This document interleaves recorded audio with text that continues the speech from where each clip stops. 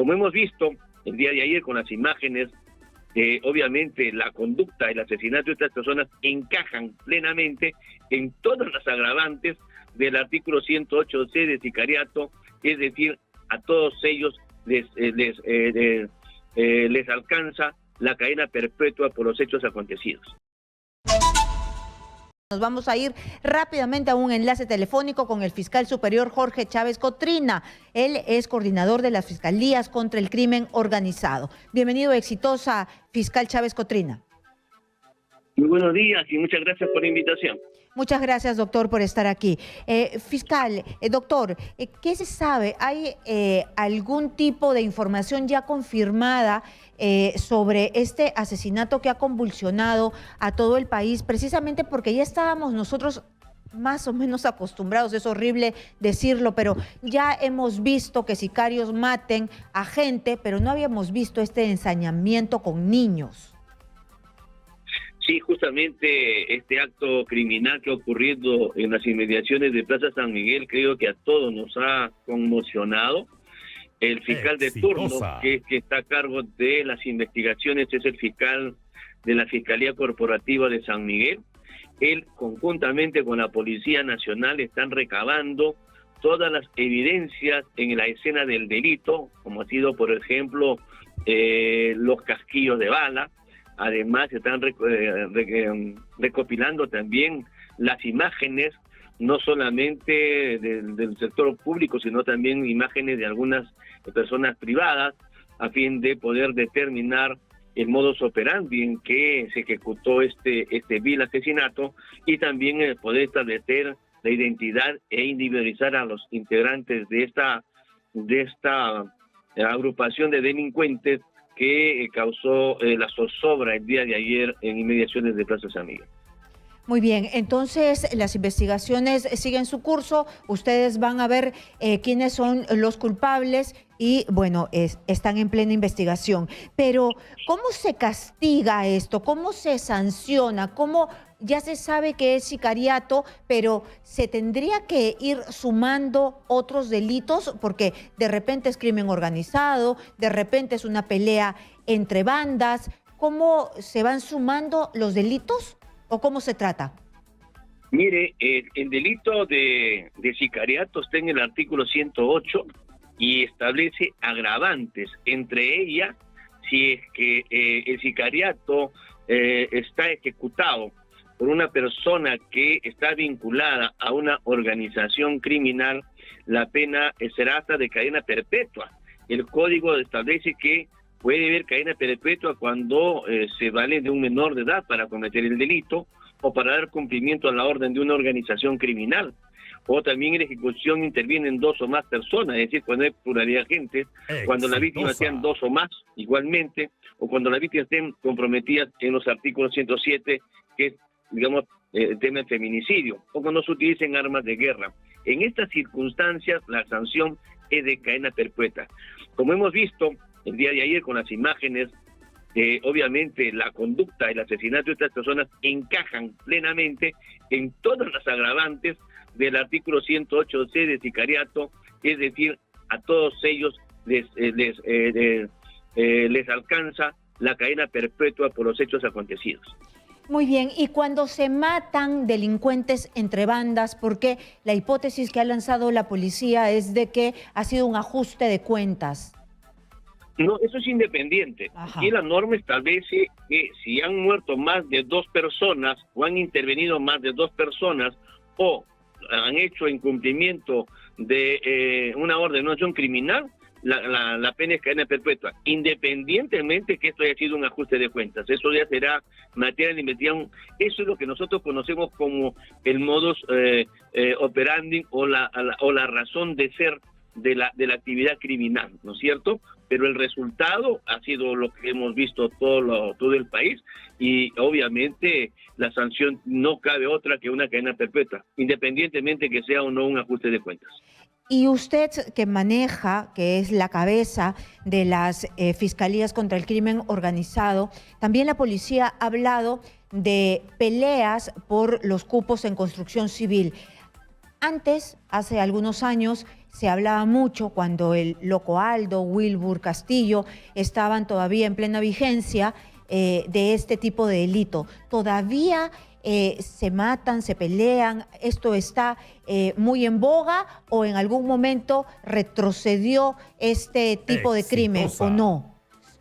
Mire, en los últimos tiempos, entre el año pasado y este año, y es más, yo creo que incluso por alguna consecuencia de la pandemia, este tipo de actos criminales donde organizaciones criminales se enfrentaban por discutirse o ganarse los cupos, había disminuido.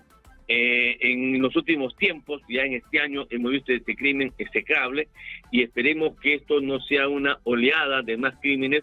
La policía y la fiscalía tenemos que tomar las acciones pertinentes para evitar que esto continúe y obviamente una investigación célere es la mejor respuesta que podemos dar. Yo estaba conversando hace unos momentos con un representante de la ciudadanía, una persona que ha hecho un trabajo durante mucho tiempo porque quería luchar contra la criminalidad desde la sociedad civil organizada en el Callao. Y me decía y se quejaba de que lamentablemente algunas veces ya estando en prisión se suelta a los delincuentes y que eso tenía que ver con la fiscalía, con los jueces y que esa era la gran deficiencia que tenía nuestro sistema de justicia y que lo habíamos visto en el caso Caracol y él me había puesto otros nombres que ahorita no los recuerdo, pero sí recuerdo muy bien el caso Caracol. Entonces, todavía hay este tema de no hacer bien los atestados, de también la corrupción institucionalizada, no se ha hecho una limpieza en el sistema judicial. Mire, para empezar, Caracol está sentenciado a 35 años de pena privativa en la libertad. También existen una serie de personajes vinculados a la organización criminal en el Callao que han sido sentenciados a penas severas. Así que los resultados existen. Sin embargo, todavía la población tiene esa percepción y eso es natural. Creo que la Fiscalía, el Poder Judicial y la Policía Nacional tienen que afinar sus estrategias a fin de que se evite o vaya desapareciendo esa percepción de inseguridad. Pero eso además no depende solamente de la policía y la fiscalía. Este es un problema de Estado, mi estimada señora Karina. Es un problema porque en el Perú lamentablemente no tenemos una política criminal seria para enfrentar el fenómeno del crimen organizado a la delincuencia común. Y eso no depende ni de la fiscalía ni de la policía, sino de las personas que nos gobiernan. Entonces, ¿qué se necesita? Si un país no tiene una política criminal seria, entonces las cosas se ponen feas. Imagínese usted, en menos de 2 años hemos tenido más de 10 ministros de Interior. ¿Cómo podemos plantear una estabilidad, un plan contra el crimen organizado estable, ¿no? Cuando los comandos policiales se han ido cambiando cada 20 o 30 días. Eso afecta también la lucha contra el crimen organizado. ¿Qué es lo que se necesita, doctor? ¿Qué es lo que se necesita? Porque esto debería ser un plan criminal. Eso es importante. Se necesita darle recursos a la Policía Nacional. Se le necesita darle el recurso real a la Fiscalía. Una Fiscalía cuyos recursos o cuyo presupuesto es de 8.000 millones y solamente nos dan el 31% de ese presupuesto. ¿Cómo enfrentamos al crimen organizado si no tenemos peritos, si no tenemos laboratorios científicos modernos?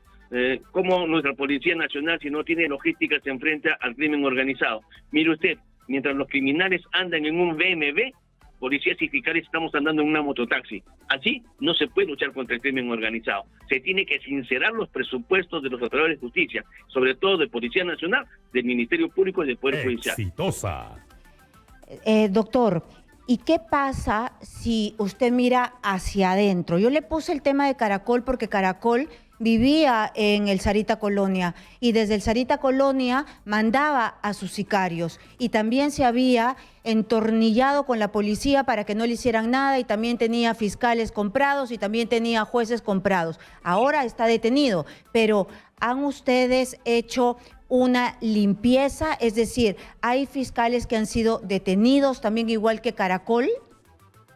Mire usted, En la Administración de Justicia hay un antes y un después del caso Los Cuellos Blancos, donde en 2018 los fiscales de crimen organizado desarticulamos una organización criminal que había tomado por asalto el Poder Judicial del Callao, contra el famoso Walter Ríos, con el que está en España, el ex vocal, el juez superior, el ex vocal superior, y Nostroza, Supremo, claro. Y Nostroza.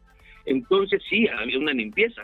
Nuestra fiscal de la Nación acaba de anunciar la semana pasada que se ha concluido de hacer las escuchas, de terminar con el análisis de las escuchas, donde existen más de 12.000 escuchas de carácter o relevancia penal que van a ser materia de investigación. Hay un antes y un después. Creo que los esfuerzos que están haciendo la Fiscalía es realmente denodados. Sin embargo, lamentablemente, por falta de recursos, esto se pone lento. Y entonces, si queremos luchar contra el crimen organizado, necesitamos recursos. La voluntad existe.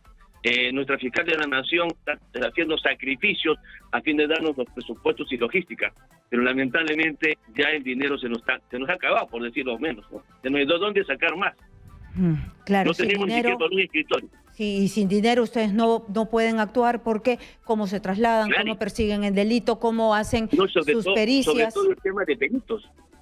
Porque ahora el mundo se ha globalizado, el mundo se ha modernizado. La investigación criminal es una investigación científica, eso deben entender, ¿no es cierto? Los policías necesitan laboratorios de criminalística, el ministerio también.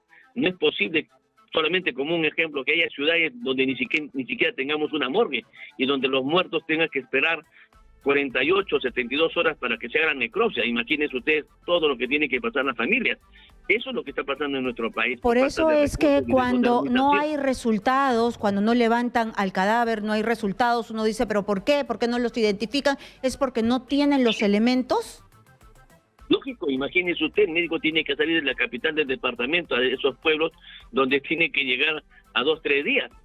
Y entonces, y te vas a un pueblo donde no tienes una morgue y tienes que hacer la necropsia encima de una mesa, de un comedor.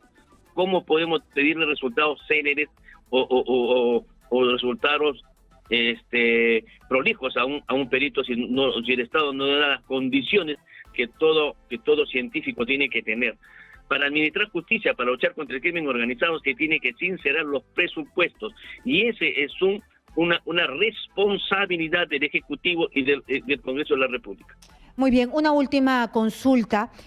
Yo acabo de entrevistar al teniente alcalde de la ciudad, Renzo Reyardo, y él ha propuesto, quiere y exige una reunión del Consejo de Estado, liderada por la presidenta de la República, para un plan para